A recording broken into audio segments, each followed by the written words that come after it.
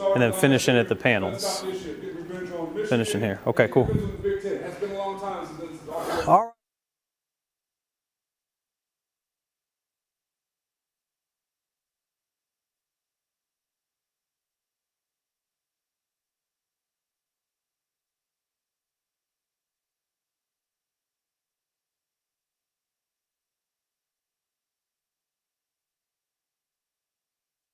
Matter of fact, don't turn the TV from Fox for like the next 4 hours. All you're gonna see is us and the football Mic game. check, always So you mic, guys see always that. mic check.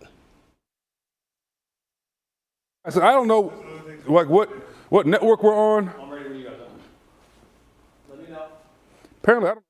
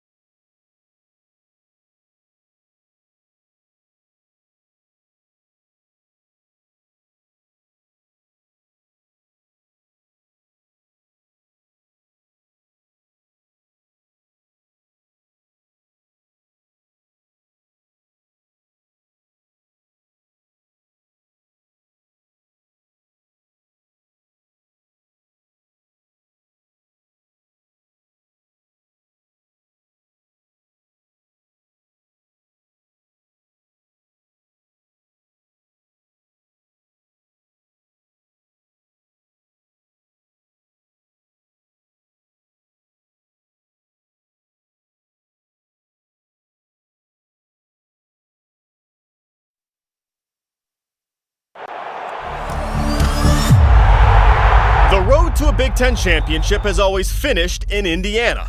But this year, you have to go through Indiana to lift that trophy. The Hoosiers are on their way to Indianapolis. For the first time in history, it's number 1 against number 2 with the Big Ten title on the line. And while these Buckeyes have always seen Lucas Oil Stadium as a home away from home, to these Hoosiers, it's simply home. It's crimson against scarlet, and after 4 quarters of football, the Red Sea will part, leaving one team to pick up a trophy and the other to pick up the pieces. Championship Saturday is here, 12-0 against 12-0, and the football fever starts right now.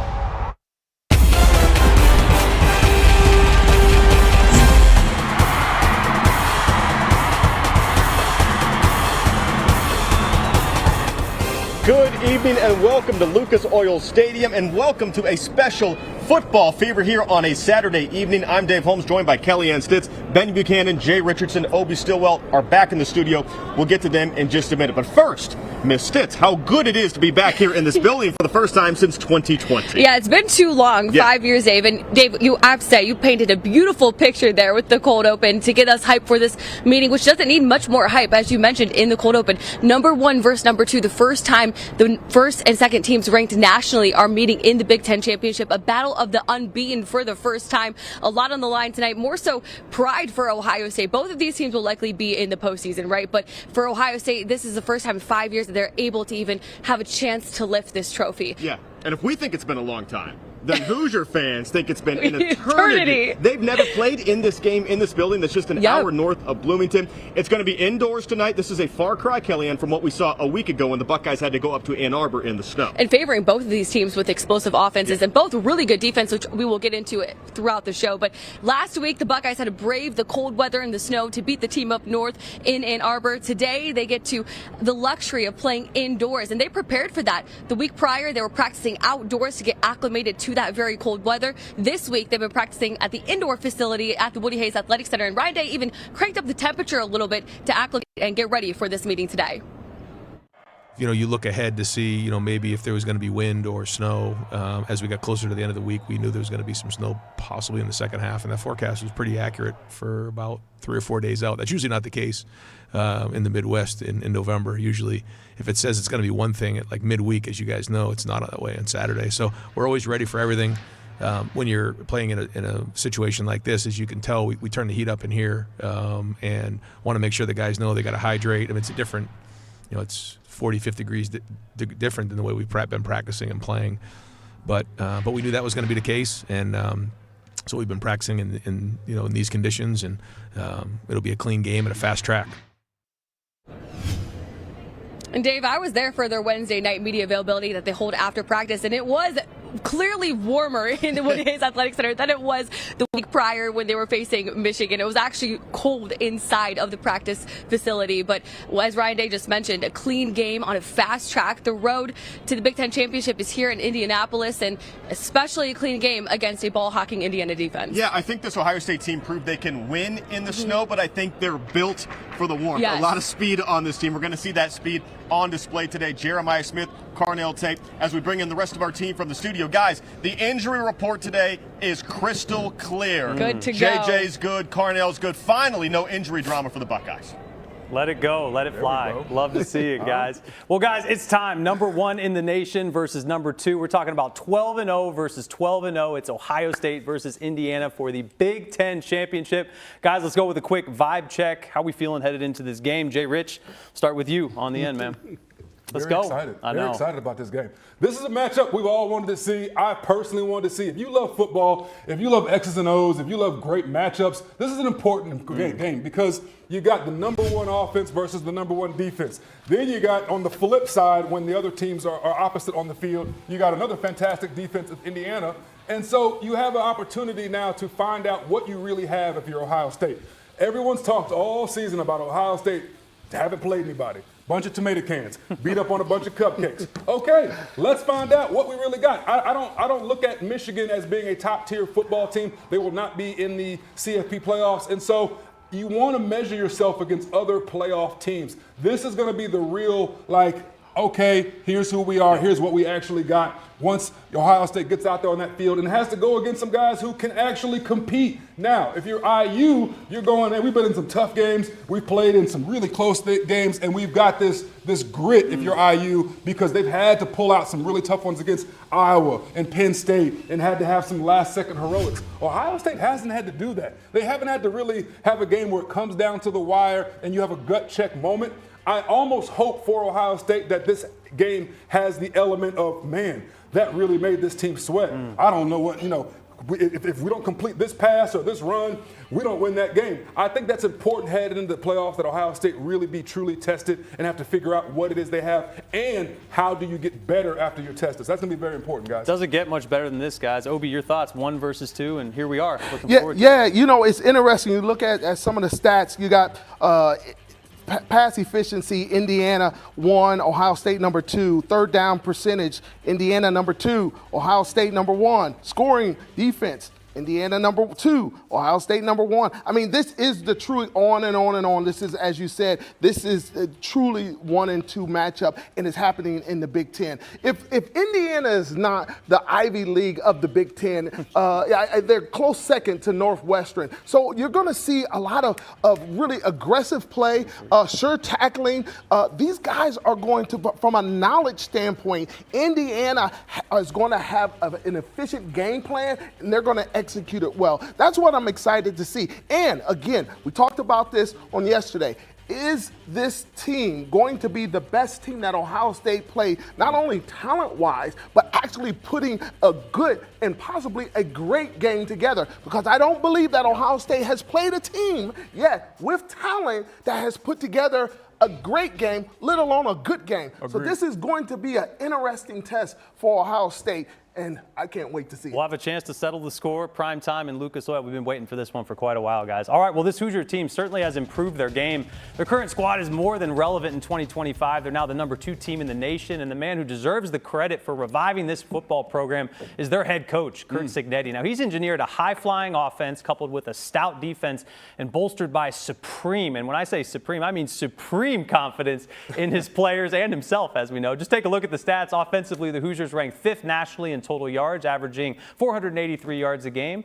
Those yards primarily come from the ground. Indiana ranks in the top 10 for total rushing yards with over 2,500 yards this season, and that certainly allows the Hoosiers to run up the score. They're only 2nd behind North Texas in total points with 532 on the season. The Hoosiers also boast a tough defense as well. They're 4th in the nation with yards per game, top 15 in the country in total passing yards allowed, and 2nd in total rushing yards allowed, all while only allowing 131 total points, the 2nd best in all of college football. So very impressive there. Obi, how much of this success comes down to Curt Signetti and his role as a true CEO type head coach here? Oh, yeah. I think it rests to what they say. Heavy is the head that wears the crown. I mean, he has brought back Indiana. You say he's brought it back, but I don't remember that Indiana ever being a dominant football team. Yeah. Of course, basketball. So, yeah, I believe that he's done an amazing job. He has really good people around him.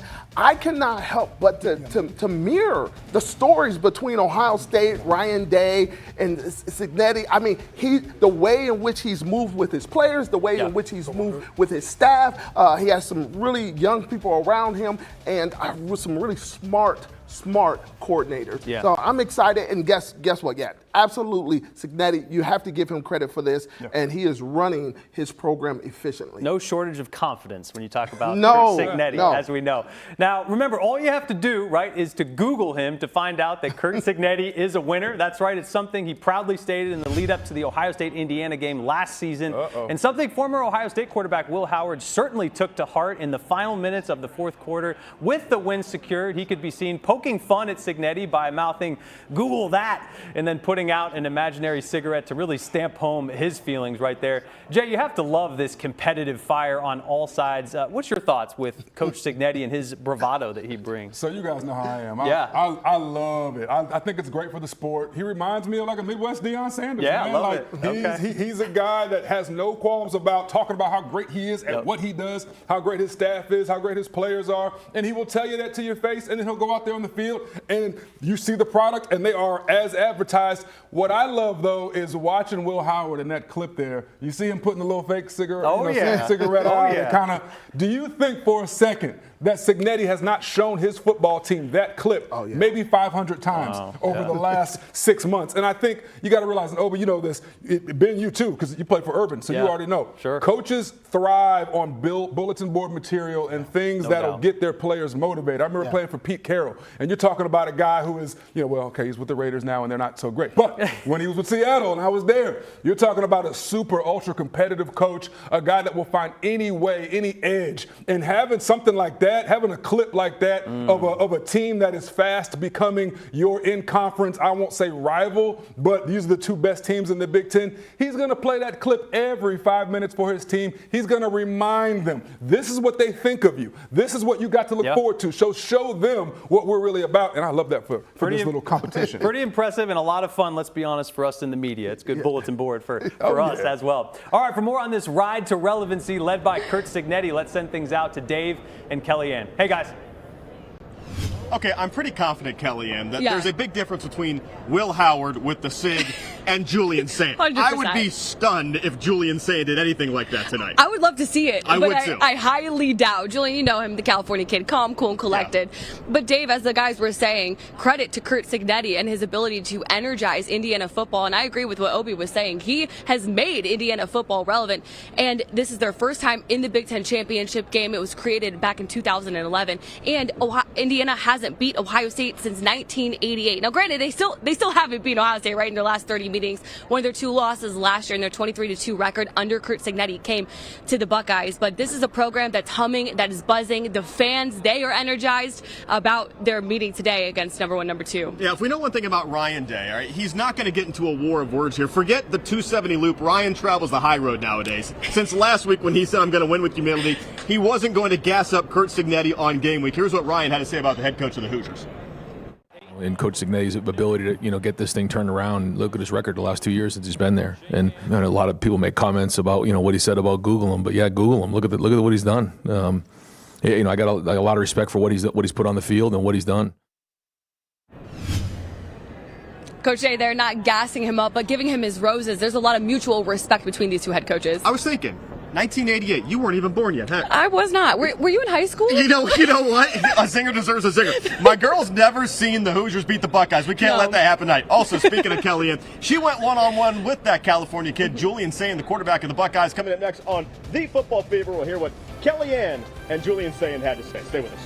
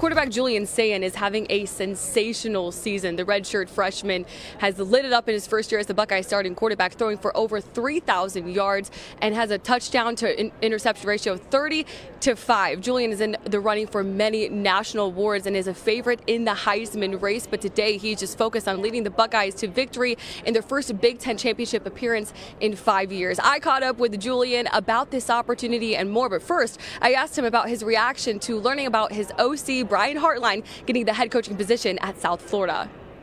Yeah, excited for Coach Hart. See him elevated to head coach. He's elevating his career, and I'm happy for him and excited for him. We're excited that we have him for the rest of the playoff. Yeah, for him to remain with the Buckeyes through the postseason, what does that say about him? Yeah, I think we expected it just because he's someone who played here, has a lot of pride here, graduated here. We expected it out of him, and we're excited to have him. Looking back at the Michigan game, just how exciting is it to be the first quarterback at Ohio State since Justin Fields to lead Ohio State to victory over the team up north? Yeah, it was awesome. Knowing how much that game means to this state and to these fans, it was a great atmosphere. But we got another one this weekend. Did you learn more about yourself, even as a quarterback, from that game? I think we always knew we were gonna have to battle adversity, and it ended up adversity hit on the first second play. So we knew it was coming, but just keep swinging and keep battling. You mentioned you guys wanted to make a statement that Jeremiah Smith and Carnell Tate were back. They're clearly difference makers on the field, but for you personally, how do you feed off of their energy? Yeah, I think just having the confidence in those guys that they're going to make the play, and just having their presence out there. We get a too high look, and we can run the ball a little bit better just because they're out there. So it's awesome. Looking ahead now to the Big Ten Championship, 1 versus 2, how excited are you for this opportunity at Lucas Oil Stadium? Yeah, I'm really excited. Our coaches have kind of told me a little bit about what the stadium's like and how it's going to be. So I'm excited and fired up. Indiana, of course, gets a lot of credit for their offense, but their defense is also very good. When you watch the film, what challenges do they present? Yeah, I think they're a really good defense. They play really hard. They're well coached. They're fundamentally sound. So we're gonna have a tough challenge for us. Julian, as a quarterback, and it seems just as a person, when you speak with the media, you never get too high, you never get too low. You're very even-keeled, the California kid. Have you always been like that? Yeah, I think so. I'm from Southern California, suburb outside of San Diego, so just kind of been laid back, even-keeled. And you grew up, you played some basketball, but then you focused on football. Even back then, was there a moment that you let the emotion get to you in a game? No, I don't think so in growing up. I think the time that could get under my skin, my brother could get under my skin. He's the one who could get under my skin. I haven't really had anybody else get under my skin, but he knows how to get under my skin. Did he get under your skin just as a brother or as a competitor? Yeah, as a competitor, as a brother, everything. If we were playing video games, he was getting under my skin. It was anything. And Julian, I know you're focused on the Big Ten Championship, but for fans to get to know you better, I know you're busy with football, but outside of football, what do you enjoy doing? When I'm back home, I like going to the beach, going to the water, surfing, boogie boarding, whatever it is, like going to the beach.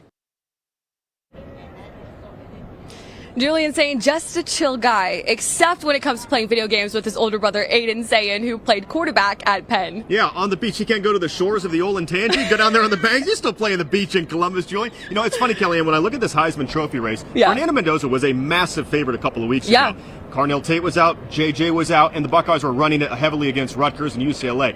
Last week, though, major flip in the shift there because Mendoza had a so-so game against Purdue. Meantime, Julian Sayin really showed up and had his Heisman moment by lighting Michigan up in a bad weather game. So now the odds are very close. Mendoza's still a slight favorite, but Julian, if he shows up tonight, I think could walk out with that thing next week. I totally agree, Dave. This is a neck-and-neck race in the Heisman, and as you just mentioned, with Julian Sayin last week lighting it up against Michigan, that certainly boosted his odds. When you look at these two quarterbacks, they're both very, very good. Statistically, they're neck and neck as well. But where Julian Sayin has the edge is in his accuracy. He still has the best completion percentage in all of college football. And again, we talk about Fernando Mendoza. He had his Heisman moment when he led that game-winning drive against Penn State. But I agree with you, Dave. I think we saw some of that Heisman moment from Julian. And tonight, if he can lead the Buckeyes to victory, I wouldn't be surprised. It should be Julian hoisting that trophy, especially since he's had a consistent season. I know everybody's been talking about that moment from Julian, and we could see another moment from him tonight. Yeah, I think whoever wins this becomes the favorite going into next week's ceremony as we bring in the guys back in the studio.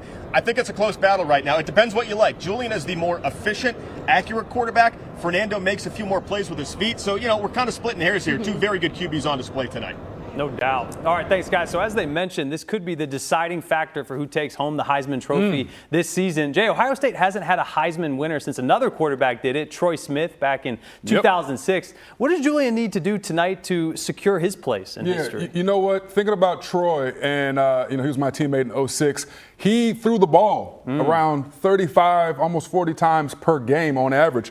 Julian Sayin throws the ball between 19 and 22 times per game. So when you're looking at that, the committee is going to look at, is this a pass-heavy offense? How much do they rely on this kid's right arm versus relying on the entire offense, the running game, and then, of course, those amazing wide receivers he has? And I believe that's the thing that gives Mendoza the edge, is that he'll have more pass attempts. He can run the football more with his legs, and he's not always, or he is the focal point of their offense. With Julian, man, Julian's unbelievable. If he had my vote, or if I had a vote, he's getting the Heisman. But because it's not an extremely pass-heavy offense all the time where he's throwing the ball 40, 45 times like you saw from Dylan Gabriel last year at Oregon, and you have a situation where this is a well-balanced offense. They intentionally try not to have to run as many plays, only about 63 plays per game, whereas IU's closer to about 70 plays offensively per game. So he's not relied upon as much, but as you guys said, super accurate, does everything he's supposed to do with the football, and every now and again he will, run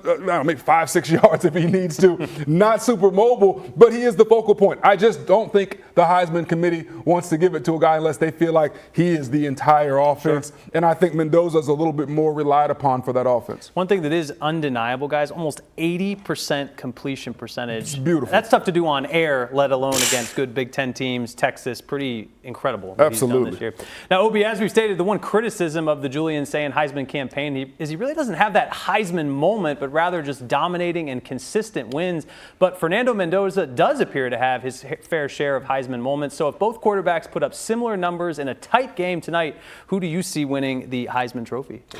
Well, you know what? I've thought about this quite a bit, and I honestly feel, and just to kind of echo what Dave and many of you are saying, is that whoever wins this game, I believe, wins the Heisman. Whoever wins the game, I believe, is deserving to win the Heisman. It is kind of tricky when you think about that, because I also kind of like what you were talking about, Jay. You're like, hey man, like, what team could actually survive without that particular player? Correct. Right? And I believe that a little different than you, though, I do believe that Ohio State would struggle without Julian Sayin. I believe that the offense stalls without Julian Sayin. I think that sometimes the hype around Ohio State's offense is so large, it's so huge, that people forget that. They forget the intricacies of how we were in the beginning, how Ohio State was at the beginning of the season. Yeah, no doubt. We didn't know. We needed someone. I was like, okay, we got these studs at wide receivers, but who's going to throw in the ball? Well, guess what? Julian Sayin came in, and he came in. If he was striking the Heisman pose, I think if he was striking the Heisman pose, if he was doing some of this, if he's doing all that, guess what? I think he would be number one at the Heisman vote. But right now, he's kind of laid back. He's that California kid. He goes home. He goes surfing. He's chilled. Boogie board.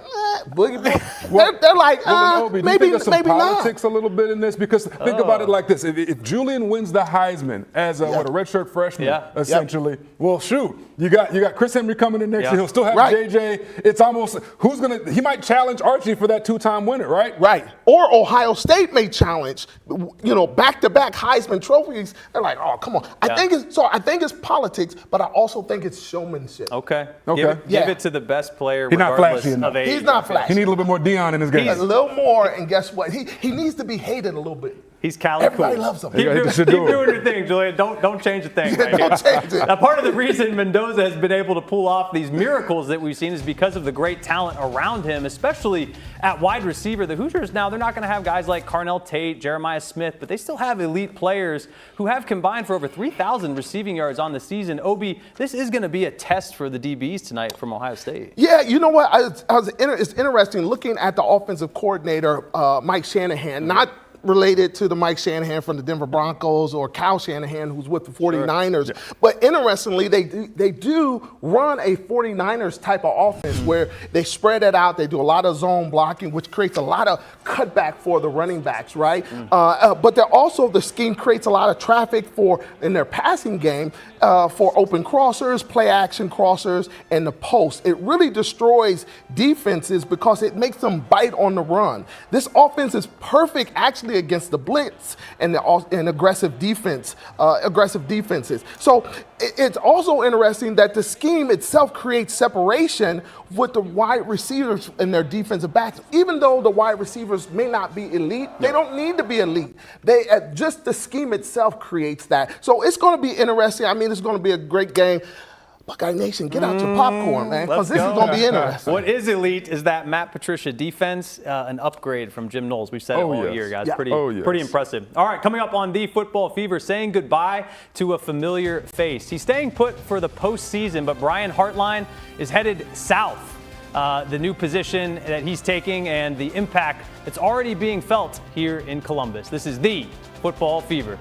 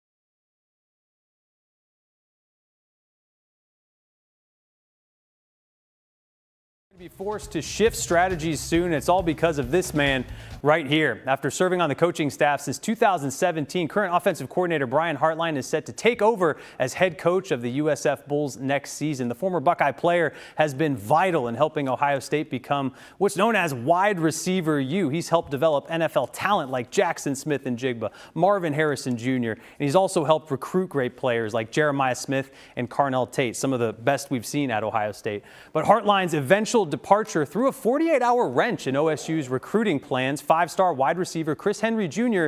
seemed ready to flip after not initially signing with the Buckeyes. The young wide receiver tweeting out that he was trying to weigh his options due to coaching changes in order to make the right decision for his future. Fair enough, as you'd imagine. The drama prompted several current Buckeye stars to get involved. Jeremiah Smith responded to Chris Henry Jr.'s tweet directly saying, "We need you."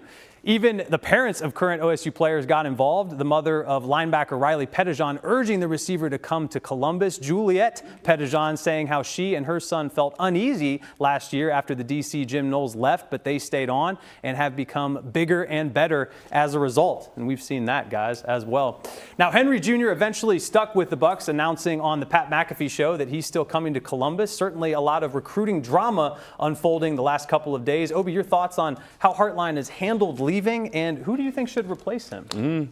You know what? I think it'd be interesting if Chip Kelly came back. Oh, I'd love to see that. I think that would be pretty cool. The way that Hartline handled it, I don't think he's necessarily handled it the best way. Okay. But I will also say I don't think the system itself is set up for him to handle it any better than what he did. I think there was an opportunity for him. He took the opportunity. I don't know how he could actually have waited until after, right, the season to actually announce this, because guess what? Now he has to get into recruiting. He has to make sure that his coaches are there and aligned for him. So, I think it's interesting that he's sticking around. I think it's admirable. He's a Buckeye. He should stick around and finish out the season. But, man, there has to be something done about the system. Even the coaches and how they're even leaving the players without having conversations with these players. And we're talking about it's all about the players. It's all about the kids. What are the actions, though? Show me that. No, that's so good. That's so good. Now, many OSU fans are nervous that Hartline's departure may impact Ohio State's ability to continue to recruit the best wide receivers in the nation. Jay, do you see this becoming an issue at Ohio State? Folks, I just want to say, I think we're forgetting what this university is. I think we're forgetting guys like Joey Galloway and Santonio Holmes and Roy Hall and Mike Jenkins, and we can go on and on, Ted Ginn. Ohio State's always gotten top-tier blue-chip wide receivers. Ohio State's always gotten great football players. We love Brian Hartline, and we love the things that he brought to the university. We love the polish that he gave some of these top-tier blue-chip recruits. But we're not going to sit here and pretend for a second like all of a sudden the top guys will stop coming to Ohio State. Chris Henry's a perfect example of that. This will continue to go on. And, oh, by the way, there's a guy waiting in the wings to be a great coach. My former teammate, his name is Devin Jordan. He is a fantastic position coach. You guys all know him. He's going to do a wonderful job. He's been in the building for the last 4 or 5 years working with these guys, working with Brian. So all the kids know him, and he understands how to coach at a high level and how to get all of those little skill sets that these receivers need. They're going to be fine. Now, also, piggybacking off of what you said, Obi, about replacements, I've been hearing some buzz. I can't confirm nor deny anything, but I will say that New York Giants former coach Brian Dable, who was let go from the Giants, who did a fantastic job, by the way, with Jackson Dart and Scatterbo and those guys in New York. His name's been floating around some circles as a possible candidate to come in.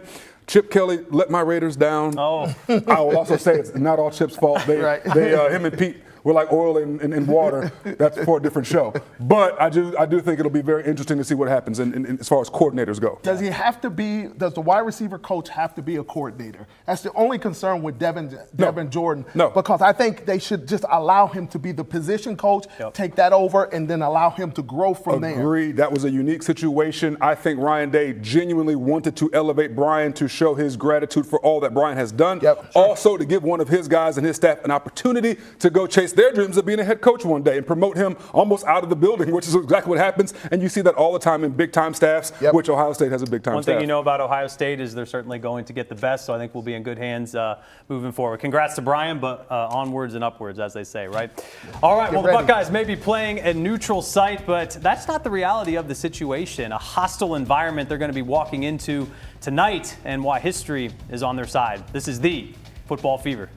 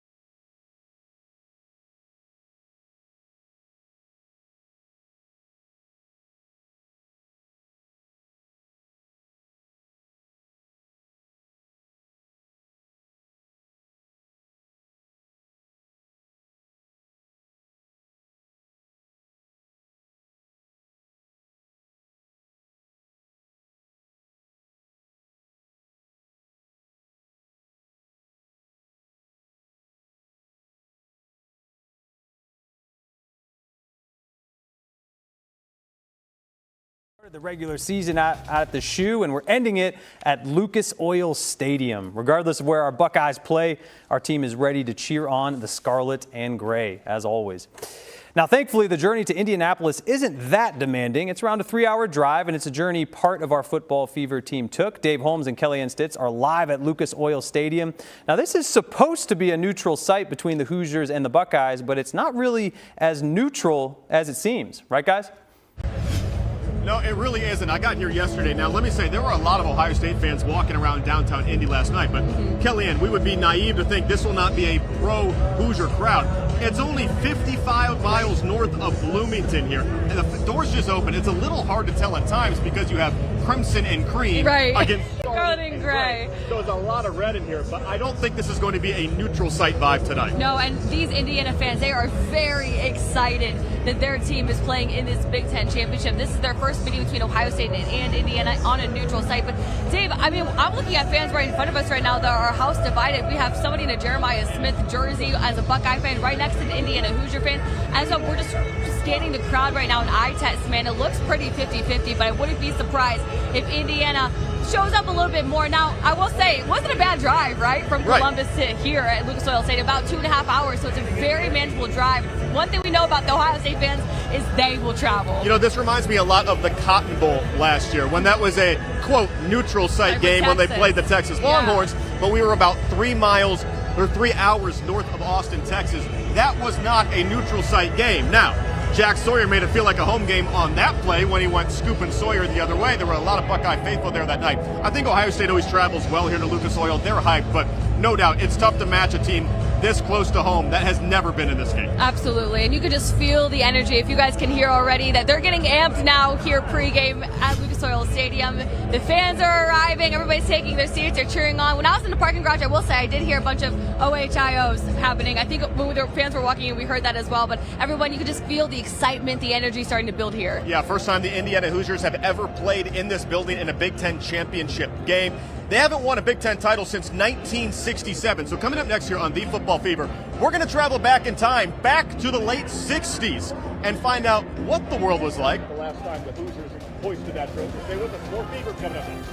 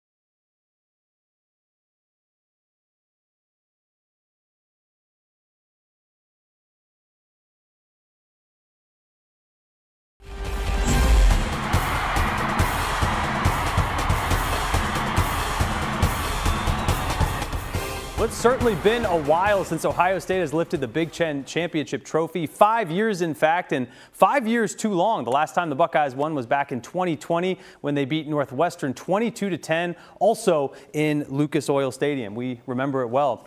But it's been even longer since Indiana won the Big Ten, and they've never competed for an actual Big Ten title. The last time they were considered conference champions was thanks to this 1967 team, and even then, that title comes with a big asterisk. The Hoosiers were technically co-champions that year, having to share the glory with both Purdue and Minnesota. It's been 58 long years since Indiana was considered the best in the Big Ten, and to really hammer home just how long ago that was, let's bring in our Dave Holmes. Hey, Dave. Hey there, yeah, Buckeye fans feel like it's been forever since 2020, but 1967, are you kidding me? The last time the Indiana Hoosiers won a Big Ten championship. So I did a little research here. What was the world like back in 1967? The last time the Hoosiers won a Big Ten title, the #1 song in America was Hello, Goodbye by the Beatles. The #1 TV show was the Andy Griffith Show. That was in black and white for a while. The price of a gallon of gas, 33 cents, and this one will make you sick to your stomach back in Columbus. The average home price, $23,000. But here's something that I found really, really fascinating. Back in 1967, 1 year's tuition at Indiana University was just over $300. $310 got you a year of college. And what's it like tonight? Well, more than twice that just to get in the door in the worst seats in Lucas Oil Stadium. Right now, getting the door at about $654. So it's been a while. This Hoosier fan base certainly hungry to party like it's 1967 tonight. Coming up next on The Football Fever, we'll take a look at how this matchup and the other conference title games are impacting the upcoming college football playoffs. Stay with us.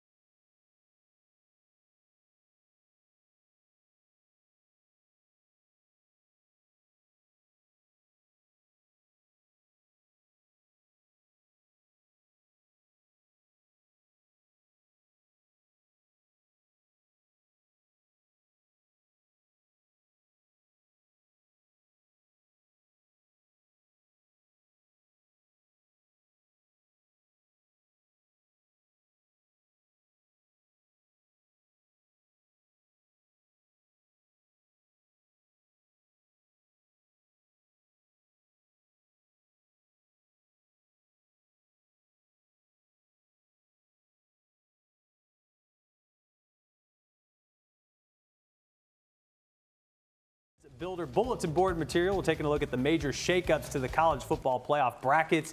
Guys, what do you like? What do you dislike about this? Jay, I know you've got some thoughts regarding Notre Dame and Miami. You want to talk about this? Couple things, okay? So, you guys see the board here. You know what's going on. We all know that all the ones that are conference champs are going to get the at-large bid. That makes a lot of sense. OSU 1, IU 2.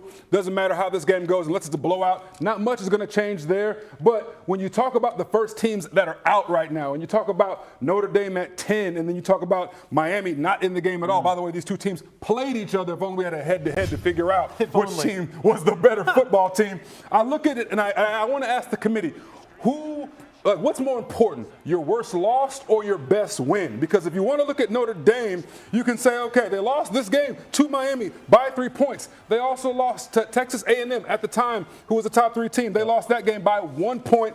And then their best win is against number 20 USC. I repeat, Notre Dame's best win all season was against USC, and they were number 20. How can you put them ahead of a Miami team that won the head-to-head versus Notre Dame, which means they beat them mano a mano? Yes, they had some bad losses, okay? I'm not even going to – Miami lost to Louisville, unranked, lost to SMU, unranked. Miami, what the hell were y'all thinking? They put themselves in this situation. Those are 2 bad losses, but their best win, FSU number 18, they lose that game. Again, they also have the best win other than the FSU was Notre Dame. The team that's in ahead of them makes no sense, but we all understand what really talks in the college sports world. I don't know. Obi, I got to ask you this, though. When you look at this whole board and you look at the setup, what team makes you the most nervous for Ohio State to have to match up with? Georgia. Yeah. I would definitely say Georgia. I mean, people say, oh, well, where's Georgia at this season? They seem like they're up and down. Georgia shows up in the playoffs. They always have. They always will. Yes. They have a strong running game. Their quarterback is still agile. Is going to be able to make some of those throws that you wish that they couldn't. But guess what? And they're still smash mouth football. Still reminds me a little bit of that old Michigan, that old Wisconsin type of smash mouth football. That's the one team that I would say makes me a little nervous. And Obi, can I piggyback off of that? Because I completely agree with you. The one thing about Georgia, the one thing Georgia has that makes Jay Richardson nervous, Kirby Smart. He's one of the best. Ben, top tier. Kirby Smart is, and Kirby Smart, think about it. Back in 2022, I think Ohio State lost to Georgia. That missed kick, and Ryan Day, I know that just sits right in his craw because after that game, Kirby Smart went right into the camera and he said, that team we just beat was the best team in the country. And from the Nick Saban coaching tree, as we know. So Buckeyes need to handle business tonight versus Indiana, and then we hate it, but we kind of love this controversy. But we're not even talking about Alabama. Alabama down 2 scores at the half to Georgia. Right now, already got 2 losses, a 3-loss Alabama. Get them out of here. Get them out of here. We love the controversy. We love it. All right, we'll hear the Hyundai keys to the game and give our final thoughts ahead of the Big Ten Championship. This is the Football Fever. Stay with us.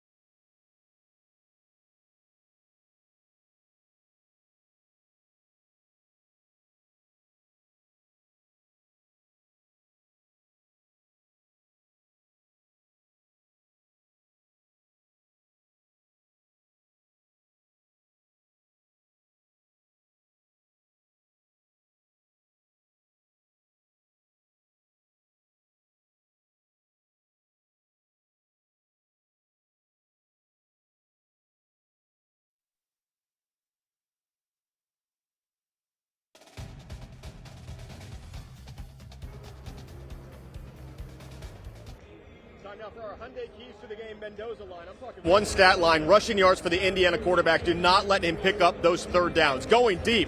Carnell Tate, Jeremiah Smith, you are healthy on the fast track. Take some shots and home cooking. We're keeping an eye on this crowd tonight, Kellyanne. I think it's going to be 70-30 Indiana, but we're seeing a lot of Buckeye fans coming early, so who knows? 70-30, I like that. I'll do a 60-40, Okay. I think, with Indiana and Ohio State. We just saw the team arrive in the background behind us, taking the field now as we speak. A lot of fans continue to trickle in. Dave, I love that key that you said, containing Mendoza. They'll really have to focus on defending the run today against Mendoza, who can get it done with his legs, but also two really good running backs.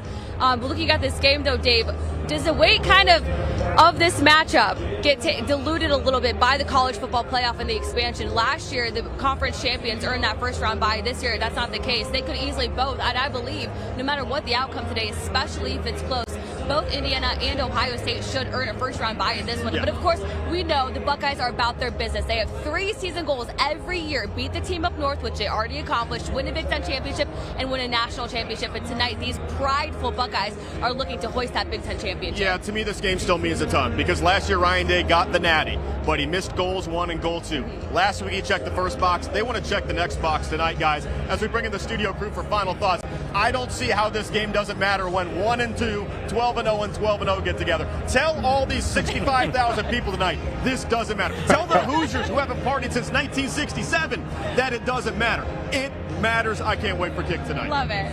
Yeah, guys, so the question here we're talking about, does this game really matter? We certainly know both teams will. Get them, Dave. Right? They're going to make the playoffs. They're going to make the playoffs regardless of the outcomes, and both teams, they should get a bye even. Your thoughts on this game and what it would mean for Coach Ryan Day and his checklist, let's call it. Obi, let's start with you. Yeah, I think it's interesting. I think we do keep moving the goalpost on Ryan Day a little bit. I think if Ryan Day was Jesus Christ, we'd be some bad disciples because he's like, listen, I turned water into wine. I've walked on the water. You know what I'm saying? I've healed blind people, and people can walk now, and we still like, I don't know if he's the Messiah. You know what I'm saying? Like, Ryan Day is the guy. He's that dude, right? We got to do better as fans in media. We got to do better because he's doing what he said he was going to do. He's an amazing coach, and yes, this game matters. It does check a box, and yes, this game matters. But it may not matter so much when he wins on a national level. If he loses on a national level, then it really matters. Yeah, it will. No Well, doubt. That's pretty elite analysis. That's tough to follow up there, Jay. I don't know. I got a far less blasphemous take. What I'll say is this game matters because the number 1 team in the country is playing the number 2 team in the country, and neither are in the SEC. They're both in the Big Ten. So, yeah, it matters more. And what I love about this game is the matchup. I said it earlier in the show. I just want to see great football being played, and this is about as good of a football game as you're going to see all week long. The 2 best teams in the country, also 2 of the best offenses in the country, 2 of the best defenses in the country, a lot of draft picks on this football field. Hell yeah, it matters. Everybody wants to see good ball. Tonight, folks, you're going to see really good ball and 2 elite football coaches. This is the best thing smoking on TV right now. I can't wait to watch it. Yeah, guys, when talent is equated, and we're seeing that at the quarterback position. You got Fernando Mendoza, you got Julian Sayin. Great running backs on both sides. Seen Bo Jackson certainly emerge as that RB1. Want to see him have a big game tonight. Arvell Reese, quickly would love to know your thoughts. Jay Rich, he needs to have a game tonight. Yeah, obviously. so Arvell Reese, that's a great point you just made. Arvell Reese is going to be uniquely challenged because Fernando Mendoza, Mr. Heisman candidate, also huge Heisman implications in this game tonight. But he's going to be uniquely challenged by Mendoza because this is a guy that will make you miss with his feet, will stretch your defense, will make you have to think about it. And everyone knows when it gets down to the red zone area, that's when quarterbacks get confidence, and that's when Mendoza really gets dangerous. So I think this is a perfect test heading into the playoffs for both teams. Each other is almost like a mirror, and it's going to be interesting to see which one backs down and which one rises to the occasion. The unsung heroes will be Jackson Jr. and Curry. If they can stabilize those edges, making sure that those running backs are going back into the linebackers, making sure that Sonny Styles and Arvell Reese are making those plays. So Buckeyes defense has to be aggressive And tonight. Caleb Downs holding it all down in the back end. Best quarterback of the secondary. All right, that'll do it for us here on The Football Fever. The Buckeyes and the Hoosiers kick it off in just about an hour and a half right here on Fox. Join us immediately following the game for live reaction from the coaches and players. Until then, enjoy the game, everyone, and go Bucks! Go Bucks!